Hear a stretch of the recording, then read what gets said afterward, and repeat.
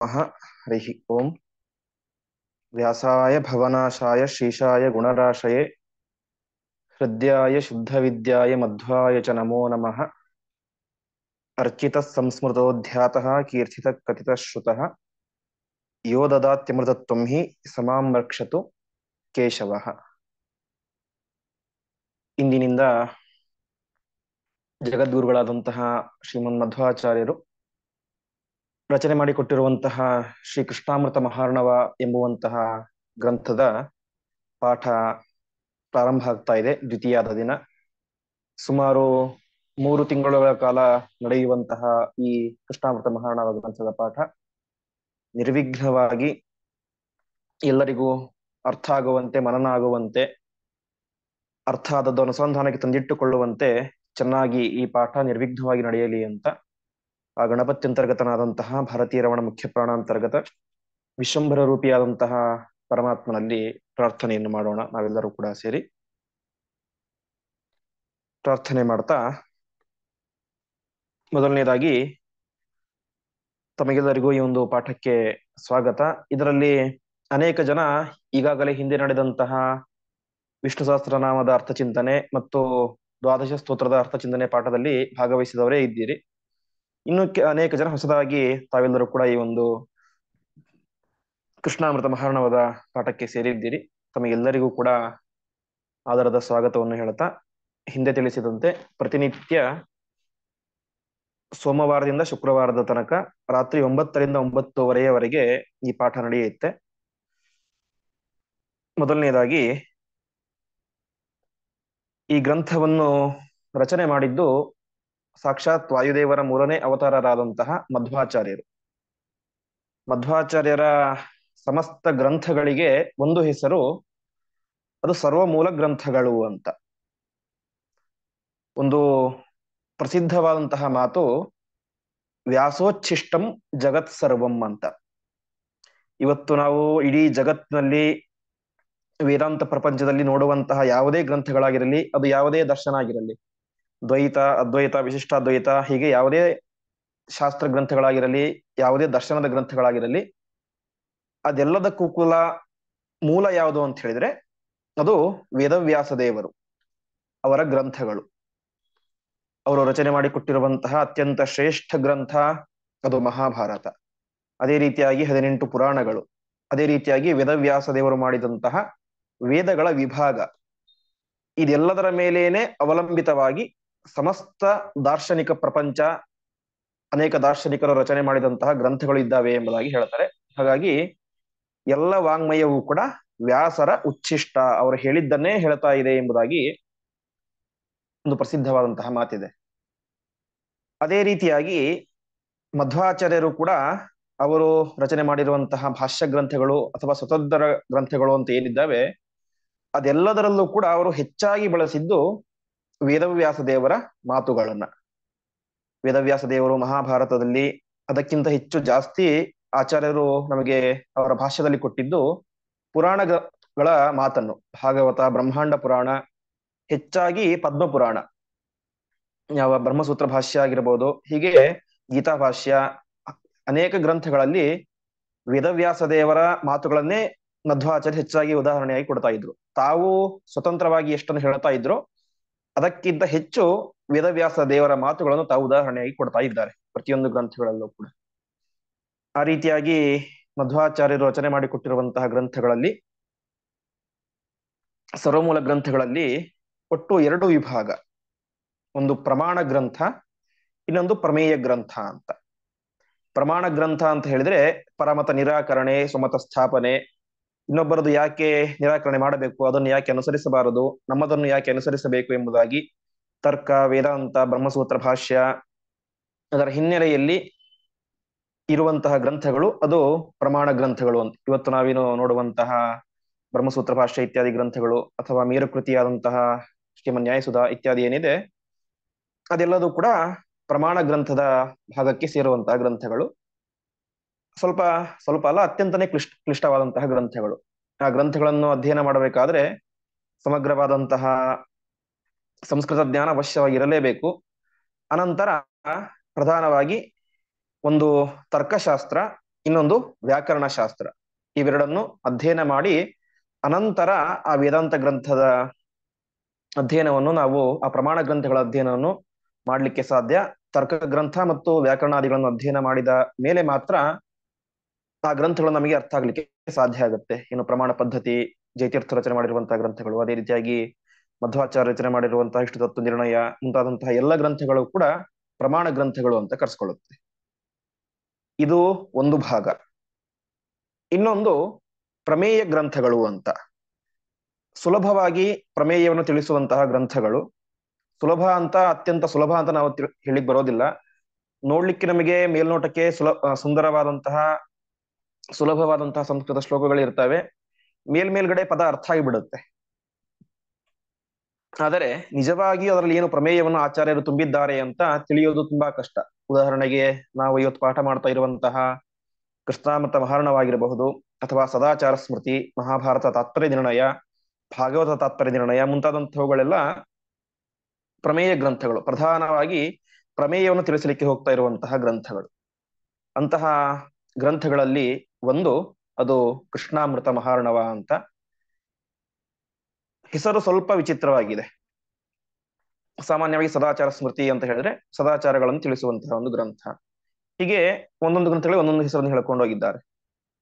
ಜಯಂತಿ ನಿರ್ಣಯ, ಕೃಷ್ಣ ಜಯಂತಿಯನ್ನು ಯಾವತ್ತು ಮಾಡಬೇಕು ಅಂತ ನಿರ್ಣಯ ಮಾಡುವಂತಹ ಗ್ರಂಥ. ಈ ಗ್ರಂಥಕ್ಕೆ ಆಚಾರ್ಯರು ಇಟ್ಟಂತಹ ಹೆಸರು ಕೃಷ್ಣಾಮೃತ ಮಹಾರ್ಣವ ಅಂತ. ಅರ್ಣವ ಅಂತ ಹೇಳಿದ್ರೆ ಸಮುದ್ರ, ಮಹಾರ್ಣವ ಅಂತ ಹೇಳಿದ್ರೆ ದೊಡ್ಡ ಸಮುದ್ರ ಅಂತ.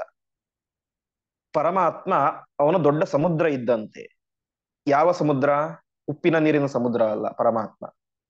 ಪರಮಾತ್ಮ ಕೃಷ್ಣನು ಅಮೃತ ಮಹಾರ್ಣವ, ಅಮೃತದ ದೊಡ್ಡ ಸಮುದ್ರದಂತೆ ಅಂತ.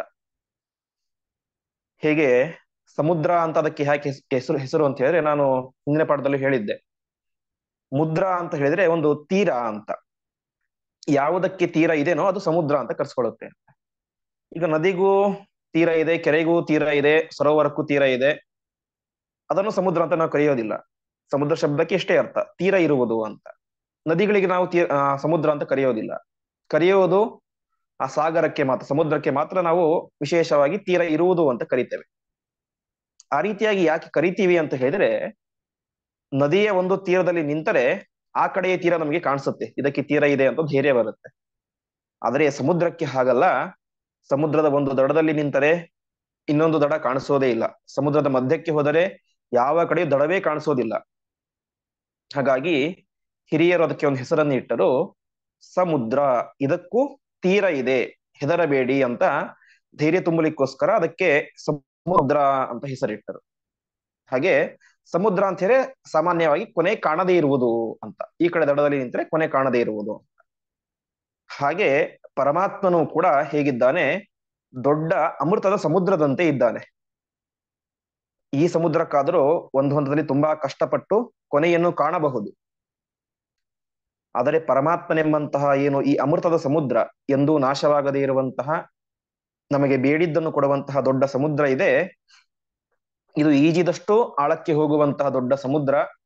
ಅಂತಹ ದೊಡ್ಡ ಸಮುದ್ರ ಹೇಗೆ ಆ ಸಮುದ್ರದಲ್ಲಿ ನಮಗೆ ಮುತ್ತು, ರತ್ನ ಇತ್ಯಾದಿಗಳು ದೊರೀತಾವೋ, ಅದೇ ರೀತಿಯಾಗಿ ಈ ಪರಮಾತ್ಮನೆಂಬಂತಹ ದೊಡ್ಡ ಸಮುದ್ರದಲ್ಲಿ ನಾವು ನಮ್ಮ ಸಾಮರ್ಥ್ಯಕ್ಕೆ ತಕ್ಕಂತೆ ಈಜಿದಾಗ, ಅವನ ಸ್ಮರಣೆಯನ್ನು, ಸ್ತೋತ್ರಾದಿಗಳನ್ನು ಮಾಡಿದಾಗ ಆ ಪರಮಾತ್ಮ ನಮಗೆ ವಿಶೇಷವಾದಂತಹ ಅನುಗ್ರಹವನ್ನು ಮಾಡ್ತಾನೆ ಎಂಬಂತಹ ಉದ್ದೇಶದಿಂದಾಗಿ ಆಚಾರ್ಯರು ಈ ಗ್ರಂಥಕ್ಕೆ ಕೃಷ್ಣಾಮೃತ ಮಹಾರ್ಣವ, ಶ್ರೀಕೃಷ್ಣಾಮೃತ ಮಹಾರ್ಣವ, ಶ್ರೀಕೃಷ್ಣನೆಂಬಂತಹ ಅಮೃತದ ಸಮುದ್ರ, ಅಮೃತದ ಕಡಲು ಅಂತ ನಾಮಕರಣವನ್ನು ಮಾಡಿದ್ದಾರೆ. ಮಧ್ವಾಚಾರ್ಯರು ಈ ಗ್ರಂಥವನ್ನು ಯಾವಾಗ ರಚನೆ ಮಾಡಿದರು ಅಂತ ಪಂಡಿತಾಚಾರ್ಯರು ತಮ್ಮ ಸುಮಧ್ವಿಜಯ ಗ್ರಂಥದಲ್ಲಿ ಒಂದು ಮಾತನ್ನ ಹೇಳ್ತಾರೆ. ಕ್ಷೇತ್ರಾಗ್ರ್ಯಂ ತ್ರಿಭುವನ ವೈದ್ಯನಾಥನಾಥಂ ಪ್ರಸ್ಥಾಯ ಪ್ರಚುರತರಾಂತರ ಪ್ರಭಾವಿ ಶ್ರೀಕೃಷ್ಣಾಮೃತ ಪರಮಾರ್ಣವಾಭಿಧಾನಂ ಚಕ್ರೆ ಸದ್ವಚನ ತತಿಂ ಸ್ವಭಕ್ತ ಭೂತ್ಯೈ ಅಂತ. ಮಧ್ವಾಚಾರ್ಯರು ಈ ಗ್ರಂಥವನ್ನು ರಚನೆ ಮಾಡಿದ್ದು ಕೊಕ್ಕಡ ಎಂಬಂತಹ ಒಂದು ಕ್ಷೇತ್ರ. ಆ ಕೊಕ್ಕಡ ಎಂಬಂತಹ ದಕ್ಷಿಣ ಕನ್ನಡದಲ್ಲಿ ಬರುವಂತಹ ಒಂದು ಕ್ಷೇತ್ರ ವೈದ್ಯನಾಥೇಶ್ವರ ಅಂತ. ಅಲ್ಲಿರುವಂತಹ ಪರಮಾತ್ಮನ ಸುಂದರ ಮೂರ್ತಿ ಆ ದೇವಸ್ಥಾನ ಎದುರುಗಡೆನೆ ಅತ್ಯಂತ ಶುಭ್ರವಾದಂತಹ ಒಂದು ದೊಡ್ಡ ಸರೋವರ ಇದೆ. ಆ ಕ್ಷೇತ್ರದಲ್ಲಿ ಮಧ್ವಾಚಾರ್ಯರು ಈ ಕೃಷ್ಣಾಮೃತ ಮಹಾರ್ಣವ ಎಂಬಂತಹ ಗ್ರಂಥವನ್ನು ರಚನೆ ಮಾಡಿದ್ದು. ರಚನೆ ಮಾಡಿದಂತಹ ಉದ್ದೇಶ ಏನು ಅಂತ ಹೇಳಿದ್ರೆ ಸ್ವಭಕ್ತ ಭೂತ್ಯಯಿ ಅಂತ. ಅಂದ್ರೆ ಅಲ್ಲಿ ಒಬ್ಬ ಇಡೆಪಡಿತಾಯ ಎಂಬಂತಹ ಒಬ್ಬ ವ್ಯಕ್ತಿ, ಆಚಾರ್ಯರ ಅತಿ ದೊಡ್ಡ ಭಕ್ತ. ಅವನಿಗೆ ಜೀವನದಲ್ಲಿ ಎಲ್ಲರಿಗೂ ಇರುವಂತೆ ಅನೇಕ ಕಷ್ಟಗಳು. ಆ ಎಲ್ಲ ಕಷ್ಟಗಳನ್ನು ಕೂಡ ಆ ಕ್ಷೇತ್ರಕ್ಕೆ ಬಂದಂತಹ ಮಧ್ವಾಚಾರ್ಯರ ಹತ್ತಿರ ತಾನು ತೋಡಿಕೊಂಡು, ನನ್ನ ಕಷ್ಟಕ್ಕೆ ನೀವೇನಾದ್ರೂ ಪರಿಹಾರವನ್ನು ಸೂಚನೆ ಮಾಡಬೇಕು ಅಂತ ಭಕ್ತಿಯಿಂದ ಪ್ರಾರ್ಥನೆ ಮಾಡ್ತಾನೆ. ಆ ರೀತಿಯಾಗಿ ಅವನ ಪ್ರಾರ್ಥನೆಗೆ ಮನಸೋತಂತಹ ಆಚಾರ್ಯರು ಆ ಕ್ಷೇತ್ರದಲ್ಲಿ ಏನೇ ಈ ಒಂದು ಶ್ರೀಕೃಷ್ಣಾಮೃತ ಮಹಾರ್ಣವ ಎಂಬುವಂತಹ ಗ್ರಂಥವನ್ನು ತಾವು ರಚನೆ ಮಾಡಿ ಕೊಡ್ತಾರೆ. ಪ್ರಧಾನವಾಗಿ ಗಮನಿಸಬೇಕಾದಂತಹ ಅಂಶ ಏನಂತ ಹೇಳಿದ್ರೆ, ಹಿಂದೆ ಹೇಳಿದಂತೆ ಈ ಗ್ರಂಥದಲ್ಲಿ ಸುಮಾರು 230ಕ್ಕೂ ಹೆಚ್ಚು ಶ್ಲೋಕ ಇರುವಂತಹ ಈ ಗ್ರಂಥ, ಇದರಲ್ಲಿ ಆಚಾರ್ಯರು ರಚನೆ ಮಾಡಿರುವಂತಹ, ಸ್ವತಃ ತಾವೇ ರಚನೆ ಮಾಡಿರುವಂತಹ ಶ್ಲೋಕಗಳು ಇರುವುದು ಕೇವಲ 7-8 ಶ್ಲೋಕಗಳು ಮಾತ್ರ. ಉಳಿದ ಪ್ರತಿಯೊಂದು ಶ್ಲೋಕಗಳು ಕೂಡ ಹಿಂದೆ ಹೇಳಿದಂತೆ ಅನೇಕ ಪುರಾಣಗಳ ಸಂಗ್ರಹ ರೂಪವಾಗಿ ಇದೆ. ಅಲ್ಲಲ್ಲಿ ವೇದವ್ಯಾಸ ದೇವರ ಮಾತುಗಳು, ಅದೇ ರೀತಿಯಾಗಿ ಬ್ರಹ್ಮದೇವರ ಮಾತುಗಳು, ನಮಗೆಲ್ಲರಿಗೂ ಪಿತಾಮಹರಾದಂತಹ ಬ್ರಹ್ಮದೇವರ ಮಾತುಗಳು, ನಾರದರ ಮಾತು, ಮಾರ್ಕಂಡೇಯ ಋಷಿಗಳು, ಸಾಕ್ಷಾತ್ ಮಹರುದ್ರ ದೇವರು, ಅತ್ರಿ ಋಷಿಗಳು, ಪುಲಸ್ತ್ಯ, ಅಗಸ್ತ್ಯರು, ಮತ್ತೆ ಕೌಶಿಕ ಋಷಿಗಳು, ಹೀಗೆ ಅನೇಕ ಋಷಿಮುನಿಗಳ, ಅನೇಕ ದೇವತೆಗಳ ಮಾತನ್ನು, ಪುರಾಣಗಳಲ್ಲಿ ಬಂದಂತಹ ಮಾತನ್ನು ಆಚಾರ್ಯರು ನಮಗೆ ಉದಾಹರಣೆಯನ್ನಾಗಿ ಇಲ್ಲಿ ಕೊಡುತ್ತಿದ್ದಾರೆ. ಹಿಂದೆ ಹೇಳಿದಂತೆ ಶ್ಲೋಕಗಳು ಮೇಲ್ನೋಟಕ್ಕೆ ತುಂಬಾ ಸುಲಭ ಅಂತ ಅನ್ಸುತ್ತೆ. ಇರೋದೆಲ್ಲ ಅನುಷ್ಠ ಶ್ಲೋಕಗಳು, ಅಂದ್ರೆ 8 ಅಕ್ಷರದ. ಹೇಗೆ ಪೂಜ್ಯಾಯ ರಾಘವೇಂದ್ರಾಯ ಅಂತ ಒಂದು ಪದದಲ್ಲಿ 8 ಅಕ್ಷರ ಇರುತ್ತೆ, ಹಾಗೆ ಕೃಷ್ಣಾಮೃತ ಮಹಾರ್ಣವದ ಶ್ಲೋಕಗಳು ಕೂಡ ಚಿಕ್ಕ ಶ್ಲೋಕಗಳು, ಆದರೆ ಅದರ ಒಳಗಡೆ ಅತ್ಯಪೂರ್ವವಾದಂತಹ ವಿಶಿಷ್ಟವಾದಂತಹ ಪ್ರಮೇಯಗಳನ್ನು ಈ ಒಂದು ಗ್ರಂಥ ಇಟ್ಟುಕೊಂಡಿದೆ. ಅಂತಹ ವಿಶಿಷ್ಟವಾದಂತಹ ಗ್ರಂಥ. ಇದರಲ್ಲಿ ಪ್ರಧಾನವಾಗಿ ಆಚಾರ್ಯರು ಹೇಳ್ತಾ ಇರೋದು, ಪರಮಾತ್ಮ ಅವನು ಸರ್ವೋತ್ತಮ, ಅವನ ಪೂಜೆಯನ್ನು ಮಾಡುವುದರ ಮಹತ್ವ ಏನು, ಅವನ ಪೂಜೆ, ಅದೇ ರೀತಿಯಾಗಿ ಅವನ ಪ್ರತೀಕವಾದಂತಹ ಶಾಲಗ್ರಾಮಾದಿಗಳ ಪೂಜೆ, ಅವನಿಗೆ ನಮಸ್ಕಾರ, ವಿಶೇಷವಾಗಿ ವೈಷ್ಣವರಿಗೆ ಊರ್ಧ್ವಪುಂಡ್ರ ಧಾರಣೆ, ಅದರ ಮಹತ್ವ ಏನು. ಇನ್ನೂ ಅದಕ್ಕಿಂತ ಹೆಚ್ಚು ಆಚಾರ್ಯರು ಈ ಗ್ರಂಥದಲ್ಲಿ ಒತ್ತನ್ನು ಕೊಟ್ಟಿದ್ದು ಏಕಾದಶಿಯ ಬಗ್ಗೆ. ಏಕಾದಶಿ ಉಪವಾಸ ಯಾವಾಗ ಮಾಡಬೇಕು, ಯಾವಾಗ ಮಾಡಬಾರದು, ದ್ವಾದಶಿಯ ಪಾರಣೆ ಎಷ್ಟು ಮಹತ್ವ, ಹೀಗೆ ಅನೇಕ ವಿಷಯಗಳ, ಸದಾಚಾರಗಳ ಮಹತ್ವ ಏನು ಅಂತ ಅನೇಕ ಋಷಿಗಳ ಮಾತಿನಿಂದ, ದೇವತೆಗಳ ಮಾತಿನಿಂದ ನಮಗೆ ಇಲ್ಲಿ ಆಚಾರ್ಯರು ನಮಗೆ ಸಂಗ್ರಹ ಮಾಡಿ ಕೊಟ್ಟಿದ್ದಾರೆ. ಈ ರೀತಿಯಾಗಿ ಸಂಗ್ರಹವನ್ನು ಮಾಡಿ ಆ ಕೊಕ್ಕಡ ಕ್ಷೇತ್ರದಲ್ಲಿ ಇದ್ದಂತಹ ವೈದ್ಯನಾಥೇಶ್ವರ ಪರಮಾತ್ಮನಿಗೆ ಸಮರ್ಪಣೆ ಮಾಡಿ ಆ ಯಾವ ಇಡೆಪಡಿತಾಯನ ತಾಪತ್ರಯಗಳನ್ನು ಪರಿಹಾರ ಮಾಡ್ತಾರೆ ಎಂಬುದಾಗಿ ಯಾವ ಮಧ್ವೀಜದಲ್ಲಿ ಪಂಡಿತಾಚಾರ್ಯರು ಹೇಳ್ತಾರೆ. ಆ ರೀತಿಯಾಗಿ ಸಂಗ್ರಹಾತ್ಮಕವಾದಂತಹ ಒಂದು ವಿಶಿಷ್ಟವಾದಂತಹ ಕೃತಿ ಅದು ಕೃಷ್ಣಾಮೃತ ಮಹಾರ್ಣವ. ಇಂತಹ ಕೃಷ್ಣಾಮೃತ ಮಹಾರ್ಣವಕ್ಕೆ ಸುಮಾರು 18 ಜನ ವ್ಯಾಖ್ಯಾನಕಾರರು ತಮ್ಮ ವ್ಯಾಖ್ಯಾನವನ್ನು ರಚನೆ ಮಾಡಿದ್ದಾರೆ. ಯಾವ ಸಾಕ್ಷಾತ್ ನಾರಾಯಣ ಪಂಡಿತ ಆಚಾರ್ಯರೇನೇ ಅದಕ್ಕೆ ವ್ಯಾಖ್ಯಾನವನ್ನು ರಚನೆ ಮಾಡಿದ್ದಾರೆ. ಆದರೆ ನಮ್ಮ ದುರದೃಷ್ಟವಶಾತ್ ಅದು ಇದುವರೆಗೂ ಸಿಕ್ಕಿಲ್ಲ. ಅದೇ ರೀತಿಯಾಗಿ ವಿಜಯಧ್ವಜ ತೀರ್ಥರು ಮುಂತಾದಂತಹ ಅನೇಕ ಜ್ಞಾನಿವರೇಣ್ಯರು ಈ ಒಂದು ಶ್ರೀ ಕೃಷ್ಣಾಮೃತ ಮಹಾರ್ಣವ ಗ್ರಂಥಕ್ಕೆ ವ್ಯಾಖ್ಯಾನವನ್ನು ರಚನೆ ಮಾಡಿದ್ದಾರೆ. ಅಲ್ಲಲ್ಲಿ ವ್ಯಾಖ್ಯಾನಕಾರರು ಹೇಳಿದಂತಹ ವಿಶೇಷ ಅಂಶಗಳನ್ನು ನಾವೆಲ್ಲರೂ ಕೂಡ ಚಿಂತನೆ ಮಾಡೋಣ. ಹೀಗೆ ಸಂಗ್ರಹಾತ್ಮಕವಾದಂತಹ ಈ ಒಂದು ಗ್ರಂಥಕ್ಕೆ ಯಾರೇ ಒಂದು ಗ್ರಂಥವನ್ನು ರಚನೆ ಮಾಡಲಿ ಅದಕ್ಕೆ ಪ್ರಧಾನವಾಗಿ ಮಾಡಬೇಕಾದದ್ದು ಮಂಗಳಾಚರಣೆ ಅಂತ. ಮಂಗಳಾಚರಣೆ ಅಂತ ಹೇಳಿದ್ರೆ ನಾವು ಹಿಂದಿನ ವಿಷ್ಣು ಸಹಸ್ರನಾಮ ಪಾಠದಲ್ಲಿ ಕೇಳಿದಂತೆ ಪವಿತ್ರಾಣಾಂ ಪವಿತ್ರಮ್ಯೋ ಮಂಗಳಾನಾಂ ಚ ಮಂಗಲಂ ಅಂತ ಸಮಸ್ತ ವಿಧವಾದಂತಹ ಏನು ಮಂಗಳಕರವಾದಂತಹ ವಸ್ತುಗಳು, ವ್ಯಕ್ತಿಗಳು ಅಂತ ಇದ್ದಾರೆ, ಅದೆಲ್ಲದಕ್ಕೂ ಕೂಡ ಆ ಮಂಗಳತ್ವವನ್ನು, ಮಾಂಗಲ್ಯವನ್ನು ಕೊಟ್ಟದ್ದು ಅದು ಪರಮಾತ್ಮ. ಹಾಗಾಗಿ ಯಾವುದೇ ಒಂದು ಗ್ರಂಥವನ್ನು ಪ್ರಾರಂಭ ಮಾಡಬೇಕಾದ್ರೆ ಮಂಗಳಾಚರಣೆ ಮಾಡುವುದು ಸಂಪ್ರದಾಯ. ಮಂಗಳಾಚರಣೆಯನ್ನು ಯಾರು ಮಾಡಬೇಕು ಅಂತ ಹೇಳಿ, ಯಾರಿಗೆ ವಿಘ್ನಗಳು ಬರುತ್ತೋ, ಮಂಗಳಾಚರಣೆ ಮಾಡೋದರ ಉದ್ದೇಶ ಒಂದು ಗ್ರಂಥವನ್ನು ಬರೆಯುವವರು ಮಾಡೋದು, ಗ್ರಂಥ ಬರಿಬೇಕಾದ್ರೆ ಯಾವುದೇ ರೀತಿಯಾದಂತಹ ವಿಘ್ನಗಳು ಬರದೇ ಇರುವಂತೆ, ಗ್ರಂಥ ಚೆನ್ನಾಗಿ ನಿರ್ವಿಘ್ನವಾಗಿ ಆಗಲಿ ಅಂತ ಗ್ರಂಥಕಾರರು ಬರೆಯೋದು. ಗ್ರಂಥವನ್ನು ಓದುವಂತಹ ನಾವು ನೀವೆಲ್ಲರೂ ಕೂಡ ಒಂದು ಮಂಗಳಾಚರಣೆಯನ್ನು ಮಾಡೋದು ನಮ್ಮ ಅಧ್ಯಯನ, ನಮ್ಮ ಅಧ್ಯಾಪನ, ಅದ ಗ್ರಂಥದ ಜ್ಞಾನ ನಮಗೆ ಚೆನ್ನಾಗಿ ಬರಲಿ ಅಂತ ಮಾಡೋದು. ಗ್ರಂಥವನ್ನು ಬರೆದಿರೋದು ಮಧ್ವಾಚಾರ್ಯರು. ಮಧ್ವಾಚಾರ್ಯರು ಸಾಕ್ಷಾತ್ ವಾಯುದೇವರ ಅವತಾರ. ವಾಯುದೇವರ ಅವತಾರರಾದಂತಹ ಮಧ್ವಾಚಾರ್ಯರಿಗೆ ಯಾವುದೇ ರೀತಿಯಾದಂತಹ ವಿಘ್ನಗಳು ಬರುವಂತಹ ಅವಕಾಶವೇ ಇಲ್ಲ. ಅಂತಹ ಮಧ್ವಾಚಾರ್ಯರು ಮಂಗಳಾಚರಣೆ ಯಾಕೆ ಮಾಡಿದರು ಅಂತ. ಯಾಕೆಂದ್ರೆ ವಿಘ್ನಗಳು ಬಂದ್ರೆ ಅದು ಪರಿಹಾರ ಆಗಲಿ ಅಂತ ಪರಮಾತ್ಮ ಹತ್ರ ಪ್ರಾರ್ಥನೆ ಮಾಡಬೇಕು. ಮಧ್ವಾಚಾರ್ಯರಂತಹ ವಾಯುದೇವರ ಅವತಾರಭೂತರಾದವರಿಗೆ ವಿಘ್ನಗಳು ಬರುವಂತಹ ಸಾಧ್ಯತೆನೇ ಇಲ್ಲ. ಹಾಗಾಗಿ ಅವರು ಯಾಕೆ ಮಂಗಳಾಚರಣೆಯನ್ನು ಮಾಡಿದರು ಅಂತ ಹೇಳಿದ್ರೆ, ಒಂದು ವೇಳೆ ಮಧ್ವಾಚಾರ್ಯರು ಮಂಗಳಾಚರಣೆ ಮಾಡದೇ ಹೋಗಿದ್ದರೆ ನಮ್ಮ ಗುರುಗಳಾದಂತಹ ಮಧ್ವಾಚಾರ್ಯರೇ ಮಂಗಳಾಚರಣೆ ಮಾಡಿಲ್ಲ, ಮತ್ತೆ ನಾವ್ಯಾಕೆ ಮಾಡಬೇಕು ಅಂತ ಅನೇಕರು ಬಿಟ್ಟು ಬಿಡಬಹುದು. ಇದು ಒಂದು ಅಂಶ. ಹಾಗಾಗಿ ಗುರುಸ್ಥಾನದಲ್ಲಿ ಇರುವಂತವರು ತಮ್ಮ ಶಿಷ್ಯರಿಗೆ ಮಾರ್ಗದರ್ಶನ ಮಾಡ್ಲಿಕ್ಕೋಸ್ಕರ ಈ ರೀತಿಯಾಗಿ ಮಾಡಿದ್ದಾರೆ ಅಂತ ಒಂದು ಅಂಶ. ಎರಡನೆಯದ್ದು, ನಾವಿವತ್ತು ಮಂಗಳಾಚರಣೆ ಹೇಳ್ತಾ ಇದ್ದೀವಿ, ಅರ್ಚಿತ ಸಂಸ್ಕೃತೋಧ್ಯಾತಃ ಅನ್ನೋದನ್ನ ಯಾಕೆ ಹೇಳ್ತಾ ಇದ್ದೀವಿ? ಆಚಾರ್ಯರು ರಚನೆ ಮಾಡಿದ್ದಾರೆ ಅಂತ ಹೇಳ್ತಾ ಇದ್ದೀವಿ.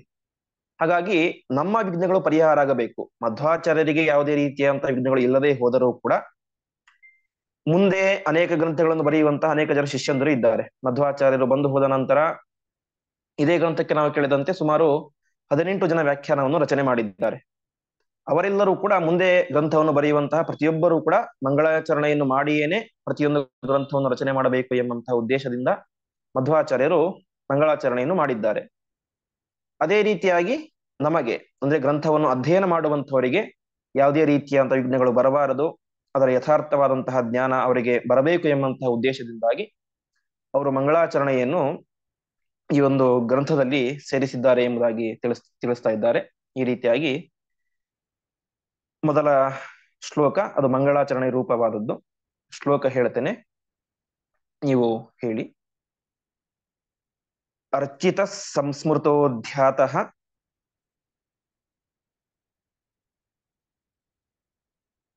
ಕೀರ್ತಿತಃ ಕಥಿತಶ್ರುತಃ ಯೋ ದದಾತ್ಯಮೃತತ್ವಂ ಹಿ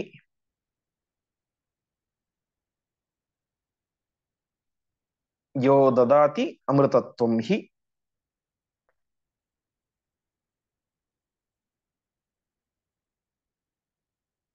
ಸಮಾಂ ರಕ್ಷತು ಕೇಶವಃ.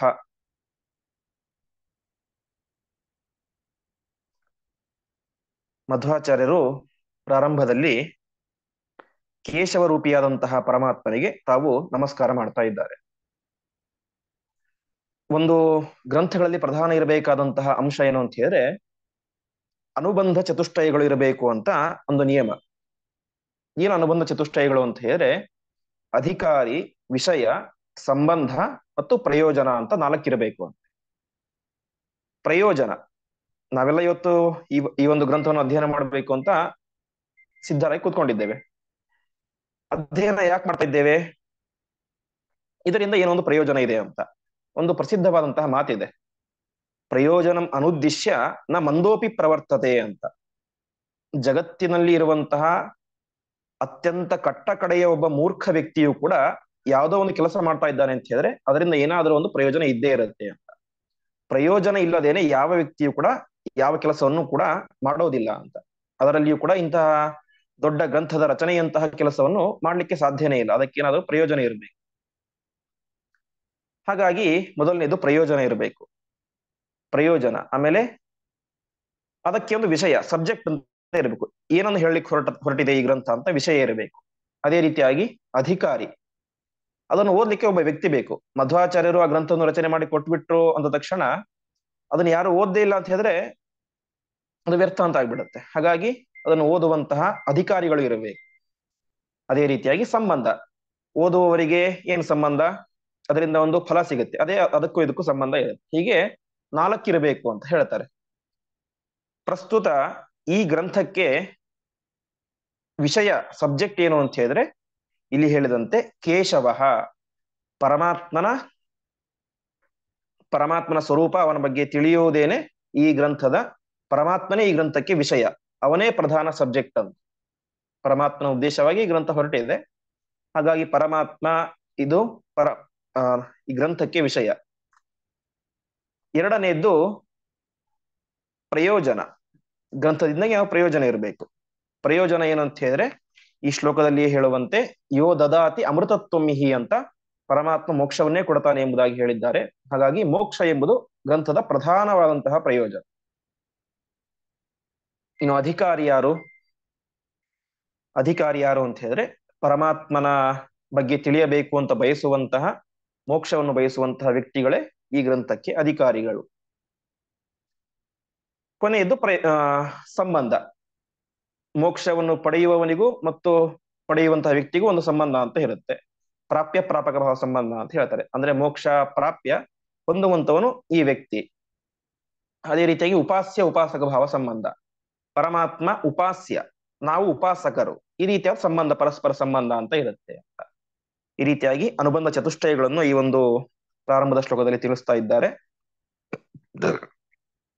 ಮೊದಲು ಹೇಳಿದ್ದು ಇಲ್ಲಿ ಕೇಶವ ಶಬ್ದಕ್ಕೆ ಅರ್ಥ ಕ ಅಂತ ಹೇಳಿದ್ರೆ ಬ್ರಹ್ಮದೇವರು, ಈಶಾ ಅಂತ ಹೇಳಿದ್ರೆ ಮಹಾರುದ್ರ ದೇವರು. ಅವರಿಬ್ಬರನ್ನು ಕೂಡ ವಹ ಅಂದ್ರೆ ನಿಯಾಮನ ಮಾಡ್ತಾನೆ, ಅವರಿಬ್ಬರಿಗೂ ನಿಯಾಮಕನಾಗಿದ್ದಾನೆ. ಆದ್ದರಿಂದಾಗಿ ಪರಮಾತ್ಮನಿಗೆ ಕೇಶವ ಅಂತ ಹೆಸರು ಅಂತ. ಬ್ರಹ್ಮರುದ್ರಾದಿ ನಿಯಾಮಕನಾದಂಥವನು ಪರಮಾತ್ಮ ಕೇಶವ ಅಂತ ಕೇಶವ ರೂಪಿಯಾದಂತಹ ಪರಮಾತ್ಮನ ಸ್ತೋತ್ರವನ್ನು ಮಾಡ್ತಾ ಇದ್ದಾರೆ. ಯಾಕೆ ಮಾಡ್ತಾ ಇದ್ದಾರೆ ಅಂತ ಕೋನೇರಿ ಆಚಾರ್ಯರು ಅಂತ ಒಬ್ಬರು ವ್ಯಾಖ್ಯಾನವನ್ನು ರಚನೆ ಮಾಡಿದ್ದಾರೆ ಈ ಒಂದು ಗ್ರಂಥಕ್ಕೆ. ಅವರು ಹೇಳ್ತಾ ಇದ್ದಾರೆ,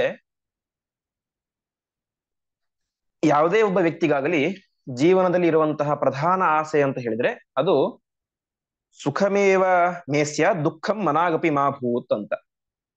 ಯಾವುದೇ ವ್ಯಕ್ತಿ ಆಗಲಿ, ಅವನು ದೊಡ್ಡ ಶ್ರೀಮಂತನಿರಲಿ ಬಡವನಿರಲಿ ಯಾರೇ ಇರಲಿ, ಪ್ರಧಾನ ಮನಸ್ಸಿನ ಉದ್ದೇಶ ಏನು ಅಂತ ಹೇಳಿದ್ರೆ ನನಗೆ ಯಾವಾಗಲೂ ಸುಖವಾಗಲಿ, ದುಃಖದ ಆಲೋಚನೆಯು ಕೂಡ ಮನಸ್ಸಿನಲ್ಲಿ ಬರದೇ ಇರಲಿ ಅಂತ. ಇದು ಸಾಮಾನ್ಯ, ಯಾರೇ ಆಗಲಿ ಅವರ ಮನಸ್ಸಿನ ಅಭಿಪ್ರಾಯ. ನನಗೆ ಯಾವಾಗಲೂ ಸುಖವಿರಲಿ, ಆರಾಮಾಗಿರಬೇಕು, ದುಃಖ ಬೇಕು ಅಂತ ಯಾರು ಕೂಡ ಬಯಸೋದಿಲ್ಲ. ಈ ರೀತಿಯಾದಂತಹ ಸುಖ ಎಂಬುದು ಆಗ್ಬೇಕು ಅಂತ ಬಯಸ್ತೇವೆ. ಅದು ಯಾವಾಗ ಆಗುತ್ತೆ ಅಂತ ಹೇಳಿದ್ರೆ ಭಗವತ್ ಪ್ರಸಾದ ಸಾಧ್ಯತ್ವ, ಪರಮಾತ್ಮನ ಅನುಗ್ರಹದಿಂದಾಗಿ ಆ ರೀತಿಯಾದಂತಹ ಸುಖ ಎಂಬುದು ಆಗುತ್ತೆ. ಯಾವುದೇ ಸುಖ ಆಗಲಿ, ಇವತ್ತು ನಾವು ಅನುಭವಿಸ್ತಾ ಇರುವಂತಹ ಸಣ್ಣ ಪುಟ್ಟ ಸುಖಗಳಾದರೂ ಪರಮಾತ್ಮನ ಅನುಗ್ರಹದಿಂದಲೇ ಸಾಧ್ಯ. ಪ್ರಧಾನವಾದಂತಹ ಸುಖ ಅಂತ ಹೇಳಿದ್ರೆ ಮೋಕ್ಷ, ದುಃಖದ ಸ್ಪರ್ಶವೇ ಇಲ್ಲದಿರುವಂತಹ ಸುಖ ಅಂದ್ರೆ ಮೋಕ್ಷ. ಆ ರೀತಿಯಾದಂತಹ ಮೋಕ್ಷ ನಮಗೆ ಆಗಬೇಕು, ಸುಖ ಆಗಬೇಕು ಅಂತ ಹೇಳಿದ್ರೆ ಅದು ಪರಮಾತ್ಮನ ಅನುಗ್ರಹದಿಂದಾಗಿ. ಆ ರೀತಿಯಾದಂತಹ ಪರಮಾತ್ಮನ ಅನುಗ್ರಹ ಆಗಬೇಕು ಅಂತ ಹೇಳಿದ್ರೆ ಪರಮಾತ್ಮನ ಅಪರೋಕ್ಷ ಜ್ಞಾನ ಆಗಬೇಕು. ಅಪರೋಕ್ಷ ಜ್ಞಾನ ಆಗಬೇಕು ಅಂತ ಹೇಳಿದ್ರೆ ನಮಗೇನ್ ಮಾಡ್ಬೇಕು? ನಿರಂತರವಾಗಿ ಪರಮಾತ್ಮನ ಬಗ್ಗೆ ಶ್ರವಣ ಮನನ ನಿಧಿಧ್ಯಾಸನ, ಅವನ ಬಗ್ಗೆ ಹೇಳ್ತಾ ಇರೋದು, ಸ್ಮರಣೆ ಮಾಡ್ತಾ ಇರೋದು, ಇದನ್ನು ಮಾಡಬೇಕು. ಈ ರೀತಿಯಾಗಿ ಮಾಡಿದಾಗ ತಕ್ಷಣ ಏನು ಅಪರೋಕ್ಷ ಜ್ಞಾನ ಆಗೋದಿಲ್ಲ ನಮಗೆ. ಅಪರೋಕ್ಷ ಜ್ಞಾನಕ್ಕೆ ಅನೇಕ ಜನ್ಮಗಳ ಸಾಧನೆ ಬೇಕು. ಹಾಗಾಗಿ ಒಂದೊಂದೇ ಹಂತದ ಮೆಟ್ಟಲನ್ನು ಏರ್ತಾ ಹೋಗ್ಬೇಕು. ಆ ರೀತಿಯಾಗಿ ಅರ್ಚನ ಇತ್ಯಾದಿಗಳನ್ನು, ಸ್ಮರಣೆ, ಪರಮಾತ್ಮನ ಬಗ್ಗೆ ಹೇಳೋದನ್ನು ಮಾಡಬೇಕು. ಆ ರೀತಿಯಾಗಿ ಮಾಡಿದಾಗ ಏನಾಗುತ್ತೆ? ಪರಮಾತ್ಮನ ಜ್ಞಾನ ಬರುತ್ತೆ. ಆ ಜ್ಞಾನದಿಂದಾಗಿ ಹಂತವಾಗಿ ಏರ್ತಾ ಹೋದಾಗ ಪರಮಾತ್ಮನ ಅಪರೋಕ್ಷ ಜ್ಞಾನ, ಅದರಿಂದಾಗಿ ಪರಮಾತ್ಮನ ಅನುಗ್ರಹ, ಅದರಿಂದಾಗಿ ಶಾಶ್ವತ ಸುಖ ಸ್ವರೂಪವಾದಂತಹ ಮೋಕ್ಷ ಎಂಬುದು ಸಿಗುತ್ತೆ ಅಂತ.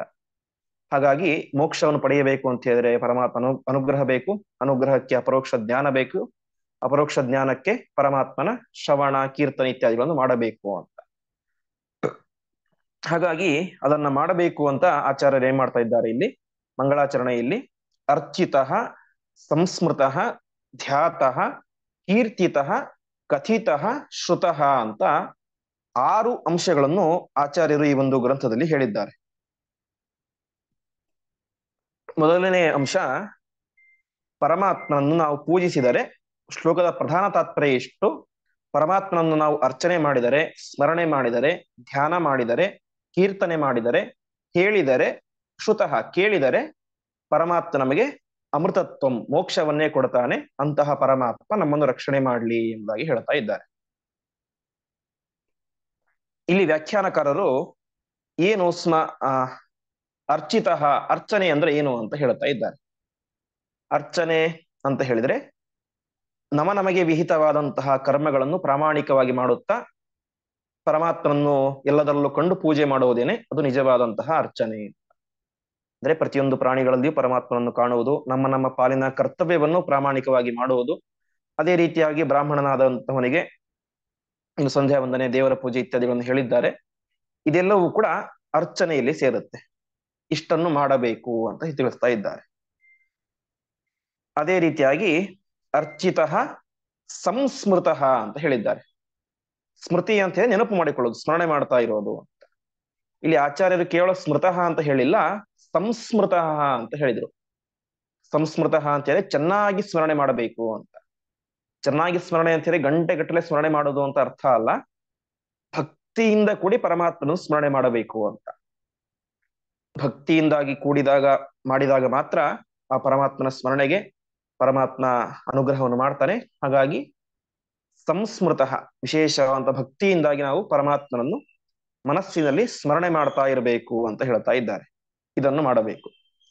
ಅರ್ಚಿತ ಸಂಸ್ಮೃತಃ. ಇಷ್ಟಾದ ಮೇಲೆ ಧ್ಯಾತಃ. ಧ್ಯಾತಃ ಅಂತ ಹೇಳಿದ್ರೆ ಪರಮಾತ್ಮನನ್ನು ನಾವು ಧ್ಯಾನ ಮಾಡಬೇಕು ಅಂತ.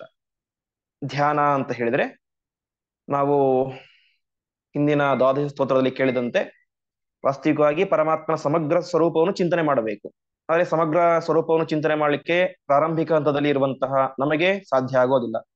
ಹಾಗಾಗಿ ಆಚಾರ್ಯರು ಮೊದಲ ಅಧ್ಯಾಯದಲ್ಲಿ ಹೇಳಿದಂತೆ, ದ್ವಾದಶ ಸ್ತೋತ್ರದ ಮೊದಲ ಅಧ್ಯಾಯದಲ್ಲಿ ಹೇಳಿದಂತೆ ಪರಮಾತ್ಮನ ಒಂದೊಂದೇ ಅವಯವ, ಪಾದ, ಮೊಣಕಾಲು, ಅವನ ಉಗುರುಗಳು, ತೊಡೆ, ಹೊಟ್ಟೆ ಇತ್ಯಾದಿ ಒಂದೊಂದೇ ಭಾಗಗಳನ್ನು ನಿರಂತರ ಚಿಂತನೆ ಮಾಡ್ತಾ ಮಾಡ್ತಾ ಮಾಡ್ತಾ ಮಾಡ್ತಾ ಅದರಿಂದಾಗಿ ನಾವು ಮುಂದೆ ಪರಮಾತ್ಮನ ಸಮಗ್ರ ಸ್ವರೂಪವನ್ನು ಧ್ಯಾನ ಮಾಡುವಂತ ಹಂತಕ್ಕೆ ಬಂದು ತಲುಪ್ತೇವೆ. ಹಾಗಾಗಿ ಧ್ಯಾನ ಅಂತ ಹೇಳಿದ್ರೆ ನಿರಂತರವಾಗಿ ಕಣ್ಣು ಮುಚ್ಚಿಕೊಂಡು ಮನಸ್ಸಿನಲ್ಲಿ ಪರಮಾತ್ಮನ ಒಂದು ಚಿತ್ರಣ ಬರಬೇಕು. ನಮಗೆ ಪರಮಾತ್ಮನ ಒಂದು ವಿಶಿಷ್ಟವಾದಂತಹ ಸ್ವರೂಪವನ್ನು ನಾವು ಮನಸ್ಸಿನಲ್ಲಿ ನಮ್ಮ ಹೃದಯದಲ್ಲಿ ಕಣ್ಣು ಮುಚ್ಚಿಕೊಂಡು ಧ್ಯಾನ ಮಾಡುವುದು, ಸ್ಮರಣೆ ಮಾಡುವುದೇನಿದೆ ಅದನ್ನೇ ಧ್ಯಾನ ಎಂಬುದಾಗಿ ಹೇಳ್ತಾರೆ. ಆ ರೀತಿಯಾಗಿ ನಿರಂತರವಾಗಿ ಮನಸ್ಸನ್ನು ಪರಮಾತ್ಮನ ಕಡೆ ಹರಿಸುವುದೇನೆ ಅದು ಧ್ಯಾನ ಅಂತ ಹೇಳ್ತಾರೆ. ಆ ರೀತಿಯಾಗಿ ಧ್ಯಾನವನ್ನು ಮಾಡಬೇಕು ಅಂತ. ನಾಲ್ಕನೇದ್ದು ಕೀರ್ತಿತಃ ಅಂತ. ಕೀರ್ತಿತಃ ಶಬ್ದಕ್ಕೆ ಅರ್ಥ ಪರಮಾತ್ಮನ ನಾಮಸ್ಮರಣೆಯನ್ನು ಮಾಡಬೇಕು ಅಂತ. ಪರಮಾತ್ಮನ ಕೀರ್ತನೆಯನ್ನು ಮಾಡಬೇಕು. ಇಂದಿನ ನಾವು ಹೇಳೋದಾದ್ರೆ ವಿಶೇಷವಾಗಿ ಆ ದಾಸರು ಹೇಳಿಕೊಟ್ಟಿರುವಂತಹ ವಿಶಿಷ್ಟವಾದಂತಹ ಹಾಡುಗಳು, ಪರಮಾತ್ಮನ ನಾಮಸ್ಮರಣೆ, ಹರೇ ರಾಮ ರಾಮ ರಾಮ ಹರೇ ಹರಿ ಇತ್ಯಾದಿ ಯಾವುದೇ ಆಗಲಿ ಪರಮಾತ್ಮನ ನಾಮಸ್ಮರಣೆಯನ್ನು, ಅವನ ಕೀರ್ತನೆಯನ್ನು, ಮಹಿಮೆಯನ್ನು ನಾವು ಹೇಳುವುದು. ಹೇಗೆ ಹೇಳಬೇಕು ಅಂತ ಹೇಳಿದ್ರೆ ಅರ್ಥಜ್ಞಾನ ಪೂರ್ವಕಂ ನಾಮ್ನಾ ಕೀರ್ತಿತಃ ಅಂತ. ಅದರ ಅರ್ಥ ಗೊತ್ತಿಲ್ಲದೆ ಹೇಳಿದರೆ ಅಷ್ಟು ಫಲ ಇರೋದಿಲ್ಲ. ಹಾಗಾಗಿ ಅದರ ಅರ್ಥವನ್ನು ತಿಳಿದುಕೊಂಡು ಅದನ್ನ ನಾವು ಭಕ್ತಿಯಿಂದ ಹೇಳೋದೇನೆ ಕೀರ್ತನೆ ಎಂಬುದಾಗಿ ಕರೀತಾರೆ. ಆ ರೀತಿಯಾಗಿ ಪರಮಾತ್ಮನ ಗುಣಗಳನ್ನು ನಾವು ಕೀರ್ತನೆ ಮಾಡಬೇಕು, ಹೇಳಬೇಕು ಅಂತ. ಅದೇ ರೀತಿಯಾಗಿ ಕಥಿತಃ ಅಂತ. ಕಥಿತಃ ಶಬ್ದಕ್ಕೆ ಅರ್ಥ ವಿಶೇಷವಾಗಿ ನಾವು ಅಧ್ಯಯನ ಮಾಡಿದ್ದನ್ನು ಇನ್ನೊಬ್ಬರಿಗೆ ಹೇಳಬೇಕು ಅಂತ. ಯಾಕೆ ಅಂತ ಹೇಳಿದ್ರೆ ಕೇವಲ ಜ್ಞಾನ ಎಂಬುದು ನಮ್ಮ ತಲೆಯಲ್ಲಿ ಮಾತ್ರ ಇರಬಾರದು ಅಂತೆ, ಹೊರತು ತಾನು ಕೇಳಿದ್ದನ್ನ ಯೋಗ್ಯ ವ್ಯಕ್ತಿಗಳಿಗೆ ಹೇಳಬೇಕು. ಅದು ಕಥಿತಃ ಅಂತ. ಆ ರೀತಿಯಾಗಿ ಇನ್ನೊಬ್ಬರಿಗೆ ತನಗೆ ಎಷ್ಟು ಗೊತ್ತಿದನೋ ಅಷ್ಟನ್ನು ಪ್ರಾಮಾಣಿಕವಾಗಿ ಹೇಳೋದು, ಇದು ಕಥಿತಃ ಅಂತ. ಕೊನೆಯದ್ದು ಶ್ರುತಃ ಅಂತ. ಶ್ರುತಃ ಅಂತ ಹೇಳಿದ್ರೆ ಕೇಳಬೇಕು.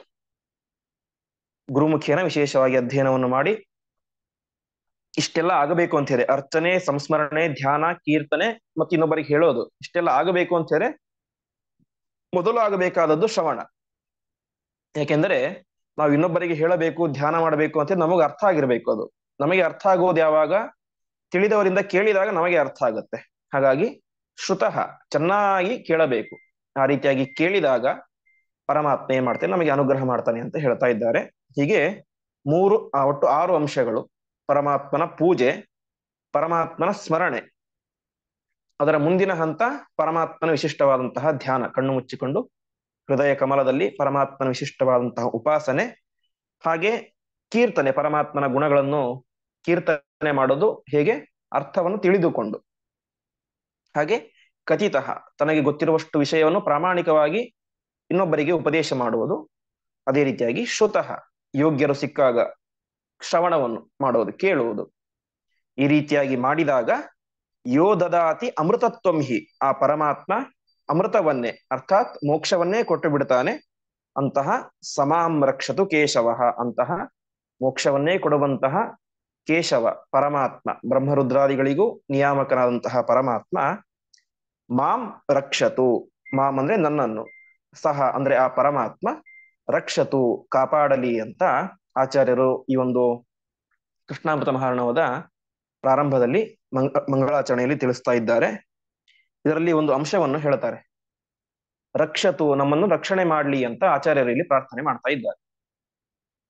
ದೇವತೆಗಳು ಹಾಗೂ ಪರಮಾತ್ಮ ನಮ್ಮನ್ನು ರಕ್ಷಣೆ ಹೇಗೆ ಮಾಡ್ತಾರೆ ಅಂತ ಹೇಳಿದ್ರೆ, ನದೇವ ದಂಡಮಾದಾಯ ರಕ್ಷಂತಿ ಪಶುಪಾಲವತ್ ಎಂತು ರಕ್ಷಿತು ಮಿಚ್ಛಂತಿ ಬುದ್ಧಿಯ ಸಂಯೋಜಯಂತಿ ತಮ್ ಅಂತ. ನದೇವ ದಂಡಮಾದಾಯ, ಇವತ್ತು ನಾವು ದನ ಕರುಗಳನ್ನ ರಕ್ಷಣೆ ಮಾಡಬೇಕು ಅಂತ ಹೇಳಿದ್ರೆ ಕೋಲ್ ತಗೊಂಡು ಹೋಗ್ಬೇಕು ಅದ್ರ ಹಿಂದೆ. ಹಾಗೆ ದೇವಾನುದೇವತೆಗಳು ದಂಡಮಾದಾಯ, ಕೋಲ್ ಹಿಡಿದುಕೊಂಡು ನಮ್ಮ ಹಿಂದೆ ರಕ್ಷಣೆಗೆ ಅಂತ ಬರೋದಿಲ್ಲ. ಮತ್ತೇನ್ ಮಾಡ್ತಾರೆ, ಬುದ್ಧಿಯ ಸಂಯೋಜಯಂತಿ ತಮ್ ಅಂತ ನಮ್ಮ ಬುದ್ಧಿಗೆ ಪ್ರೇರಣೆ ಮಾಡ್ತಾರೆ ಅಂತೆ. ನೀನು ಕೆಟ್ಟ ದಾರಿಯಲ್ಲಿ ಹೋಗ್ತಾ ಇದ್ದೀಯಾ, ಈ ದಾರಿಯಲ್ಲಿ ಹೋಗಬೇಡ, ಈ ದಾರಿಯಲ್ಲಿ ಹೋದ್ರೆ ನಿನಗೆ ಕೆಟ್ಟದಾಗುತ್ತೆ, ಒಳ್ಳೆಯ ಮಾರ್ಗದಲ್ಲಿ ಹೋಗು ಅಂತ ಆ ತತ್ವಾಭಿಮಾನಿ ದೇವತೆಗಳು ಪರಮಾತ್ಮ ನಮ್ಮ ಬುದ್ಧಿಗೆ ಪ್ರೇರಣೆಯನ್ನು ಮಾಡಿ ನಮ್ಮ ರಕ್ಷಣೆಯನ್ನು ಮಾಡ್ತಾರೆ ಎಂಬುದಾಗಿ ಹೇಳ್ತಾ ಇದ್ದಾರೆ. ಹಾಗಾಗಿ ಹೀಗೆ ಅರ್ಚಿತ ಕೀರ್ತಿತ ಅರ್ಚಿತ ಸಂಸ್ಮೃತಃ ಧ್ಯಾತಃ ಕೀರ್ತಿತಃ ಕಥಿತಃ ಶ್ರುತಃ, ಇಷ್ಟೆಲ್ಲ ಅಂಶಗಳನ್ನು ನಾವು ಪರಮಾತ್ಮನಿಗೋಸ್ಕರ ಮಾಡಿದಾಗ, ಅವನ ಸ್ಮರಣೆಯನ್ನು ಅವನ ಕೀರ್ತನೆಯನ್ನು ಗೊತ್ತಿದ್ದನ್ನು ಹೇಳುವುದನ್ನು ಧ್ಯಾನ ಮಾಡುವುದನ್ನು ಮಾಡಿದಾಗ ಆ ಪರಮಾತ್ಮ ನಮಗೆ ವಿಶೇಷವಾದಂತಹ ಅನುಗ್ರಹವನ್ನು ಮಾಡಿ ಜ್ಞಾನವನ್ನು ಕೊಡ್ತಾನೆ. ಜ್ಞಾನದಿಂದಾಗಿ ಪರಮಾತ್ಮನ ಅಪರೋಕ್ಷ ಜ್ಞಾನ, ಅಪರೋಕ್ಷ ಜ್ಞಾನದಿಂದಾಗಿ ಪರಮಾತ್ಮನ ಅನುಗ್ರಹ, ಅನುಗ್ರಹದಿಂದಾಗಿ ಸುಖ ಸ್ವರೂಪವಾದಂತಹ ಮೋಕ್ಷ ಎಂಬುದು ನಮಗೆ ಸಿಗುತ್ತೆ.